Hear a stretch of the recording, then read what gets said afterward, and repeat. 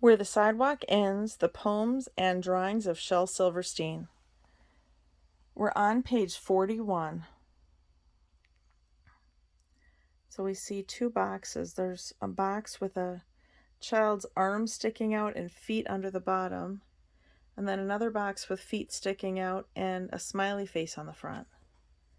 Two boxes met upon the road, said one unto the other, "If you're a box and I'm a box, then you must be my brother. Our sides are thin, we're caving in, and we must get no thinner." And so two boxes hand in hand went home to have their dinner.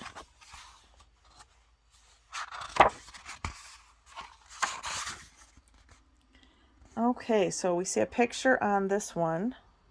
Looks like there's a horse working real hard with its mouth open. And it's flying through the air. Look at its feet. And there's a horseshoe flying behind it, so it must be really going fast. And there's smoke trailing behind it. And I see a saddle. And I see somebody wearing a hat and a holster and holding two pistols facing backwards. True story. This morning I jumped on my horse and went out for a ride, and some wild outlaws chased me, and they shot me in the side.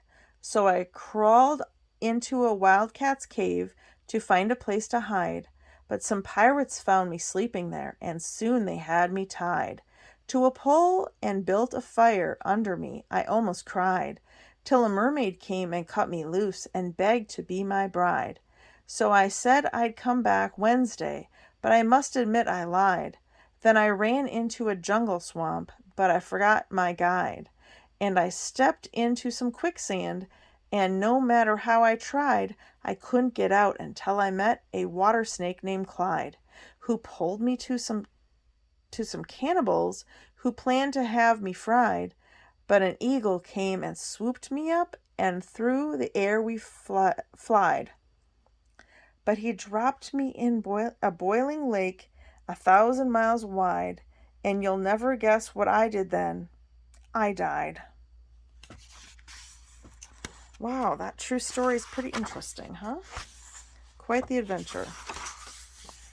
Okay, so on this page, we see a snake with someone's foot in it. And there's the guy's other foot, and there's the foot sticking up inside the snake. Looks like there's the snake curling around, and there's its tail. So let's read this story about this poem about the snake. Boa constrictor. Oh, I'm being eaten by a boa constrictor, a boa constrictor, a boa constrictor. I'm being eaten by a boa constrictor, and I don't like it one bit. Well, what do you know? It's nibbling my toe. Oh, gee, it's up to my knee. Oh, my, it's up to my thigh. Oh, fiddle, it's up to my middle. Oh, heck, it's up to my neck. Oh, dread, it's... I'm guessing he was trying to say it's up to my head. All gone. Okay, so on this page, we have a box full of all the things, or it's a trunk. All the things. And then it looks like there's a little child sitting on the floor with its head down.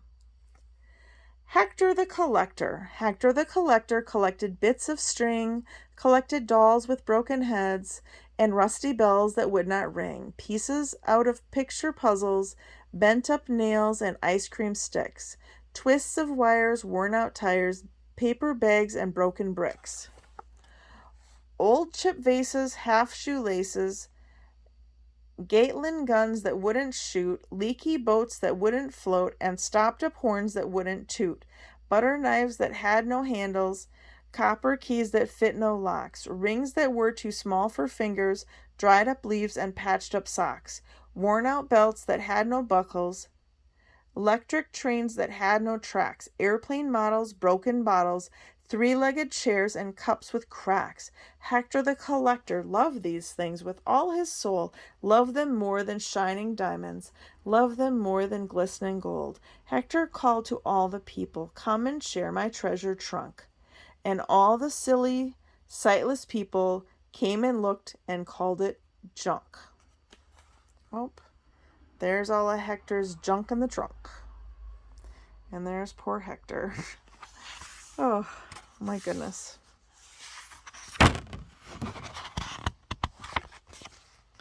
Okay, so here is a little child with a plug and a cord that's really, really long and a light bulb at the end. Okay, so this poem, Invention. I've done it. I've done it. Guess what I've done? Invented a light that plugs into the sun. The sun is bright enough. The bulb is strong enough. But oh, there's only one thing wrong. The cord ain't long enough. Okay, that one's pretty funny. Okay, so here's a picture of, looks like a person wearing a dress with some shoes on and a big bag, and it looks like there's a person's hand and foot sticking out. There's a town off in the distance. Interesting. Okay. So, the Googies are coming. The Googies are coming, the old people say, to buy little children and take them away. 50 cents for fat ones, 20 cents for lean ones, 15 cents for dirty ones, 30 cents for clean ones, a nickel each for mean ones. The Googies are coming, and maybe tonight, to buy little children and lock them up tight.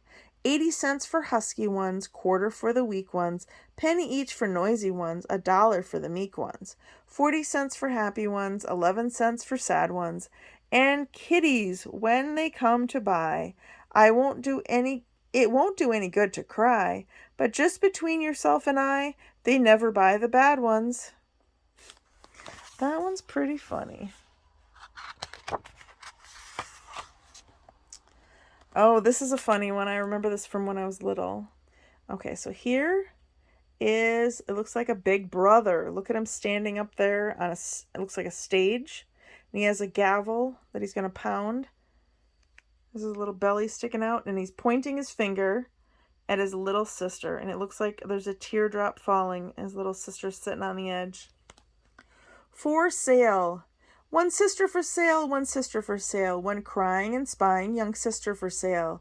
I'm really not kidding, so who'll start the bidding? Do I hear $1, a nickel, a penny? Oh, isn't there any one kid who will buy this old sister for sale? This crying and spying young sister for sale. Wow, that's sibling rivalry at its best, huh? Okay, so here's a picture of some sardines in a can. Looks like the can is open and peeled back. Sleeping sardines. I'm tired of eating just beans, says I, so I opened a can of sardines.